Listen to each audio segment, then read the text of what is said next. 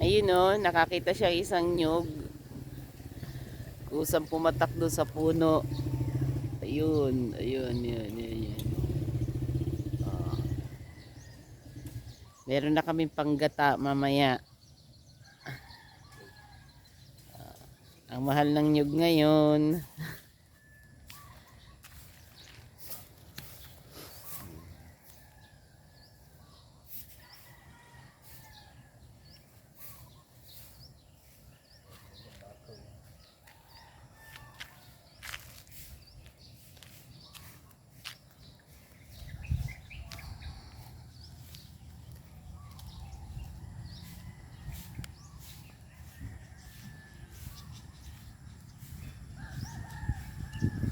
Ang ganda ng sikat ng araw. Good morning, good morning, good morning. Morning walking po tayo. Samahan niyo ako.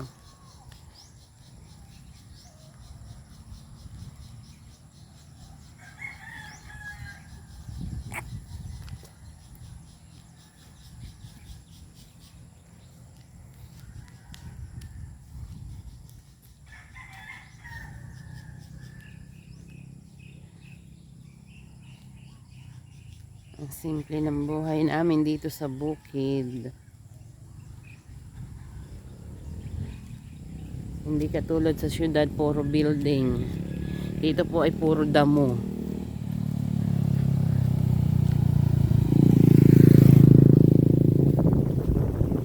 Kita yung magandang tanawin dito. Ay, wala yung bundok. Hindi pa po kita yung bundok Banahaw. Maya maya siya lilitaw.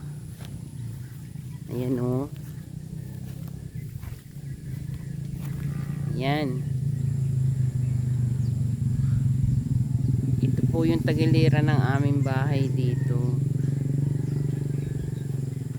Dati yung bangin na yan, dati yung ilog na yan ay maliit lang yan, pero sa tagal ng panahon tuwing uulan, unti-unti natitibag yung bangin hanggang sa lumawak na itong ilog na ito.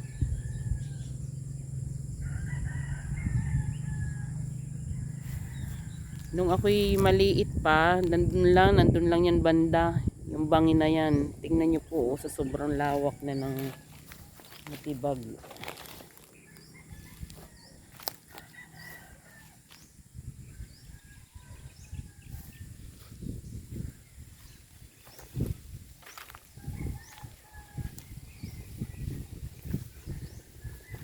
Nagtroso pala dito, ano kaya humawan?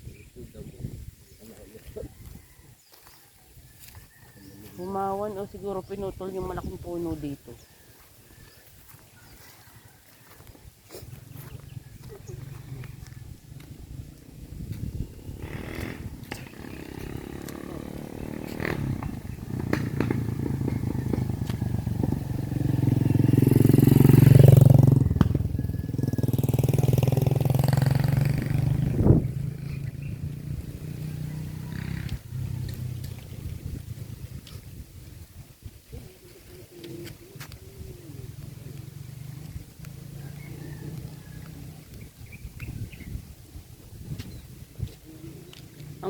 Ang malunggay dito binibili per kilo.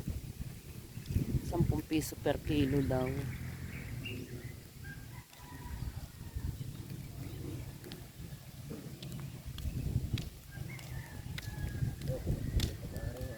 Oo.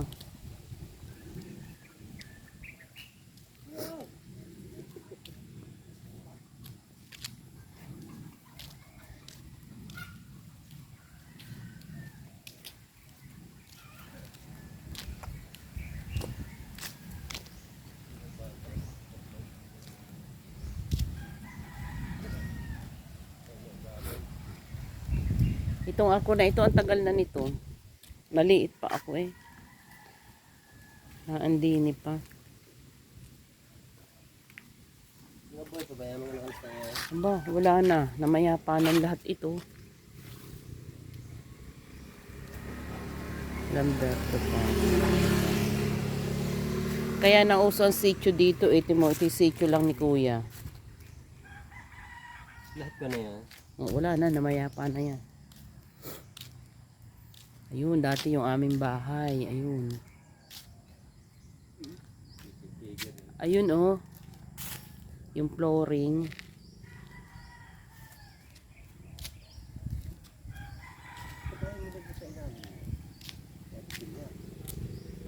Wala. Hindi.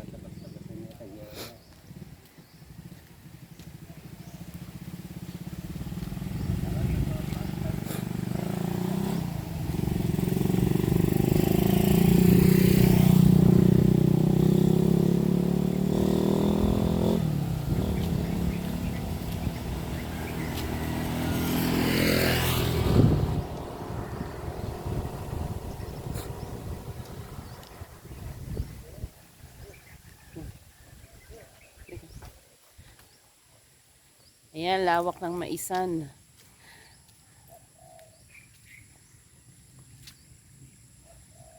Lawak. Puro mais. Saan kaya nanggagaling tong tubig na ito?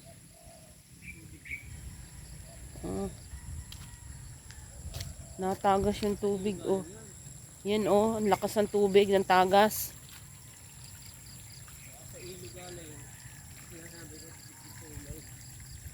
Ah, nagpapasipsip sila sa ilog.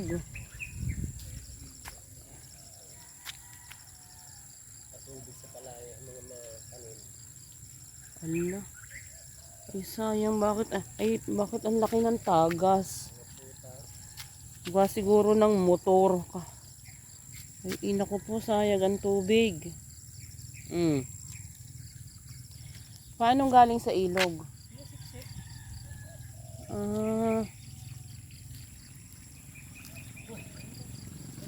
Tapos papunta doon sa mga ano. Aba, edi ito yung naiipit. Ay, kaya. Naku po. Ayan, may dumaan tricycle. Ipit.